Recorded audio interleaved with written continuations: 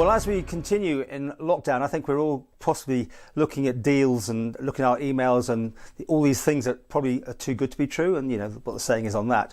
But we have had reports here that the Office of Fair Trading have been receiving that there are definitely people out to scam you and me and anybody. With us is Martyn Perkins, who's the chairman of the OFT. Martyn, is this particularly Isle of Man based, or is this general phishing that's going on around the world, for instance? It's general phishing, but I think they play on people's fears, people that are cooped up. There's bogus websites offering masks and gloves and protective equipment for when you go outside. And of course, you give your details, they take the money, and you don't receive any goods. So there's a lot of scams going like that in general. And I guess these will be the ones to do with masks and sanitizers and preying on this whole situation. Well, it's general across the board, Paul. These people play on people's fears, and they offer miracle cures on websites that are bogus. They offer not cures, but protective equipment, masks and gloves and all that type of thing. And of course, people are worried when they go out, so they think they ought to buy this sort of stuff. And then the website is bogus. I think we all get particularly thrown when we believe the person to be a bank or one of our favourite shops, and that's when it gets tricky. You've really got to double check what's in the top there, haven't you, on the where it's come from?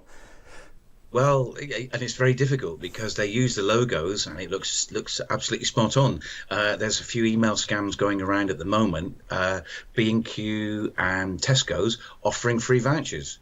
And when you actually look into it, it's a bogus site completely. And of course, people do get sucked into these things. What's your advice then? I mean, obviously, you don't want everyone just ringing you up saying, is this one true or is this one not true? I mean, is there some method of just working it out? Yeah, it's a sort of general feel of it. And if you're very concerned, there's a website you can go onto, which is www.actionfraud.police.uk, and there's information about a lot of these bogus sites there. But as a rule, bad spelling, the logo isn't quite correct, no traceable phone number on there, or the fact that you use WhatsApp and other messaging platforms to get in contact with you, you've got no redress on that. So if you see any of those things on this website that you might be looking at, avoid it like the plague. Try and use the websites you've used before. It will be in your history of your browsing. And try and use local people because we know that they're bona fide.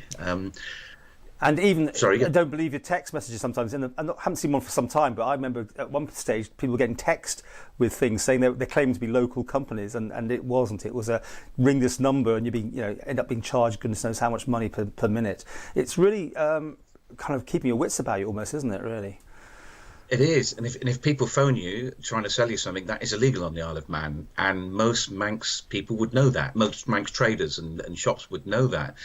We do not allow any cold calling at all, which is a very good thing the OFT brought in a number of years ago. And likewise, if somebody turns up outside your house trying to sell stuff, that is illegal. The only two people that can turn up outside your house are politicians and religious people. I'm not quite sure how they became exempt. Yeah. Oh well, that's quite an interesting fact of the day. I like that one. Overall, OFT there. If you've got a doubt or something like that, you can get in touch. Yeah. You can. Our offices are very, very busy dealing with all sorts of things at the moment. Debt counselling is a big thing we're looking at. Various other price fixing, all that stuff is going on behind the scenes.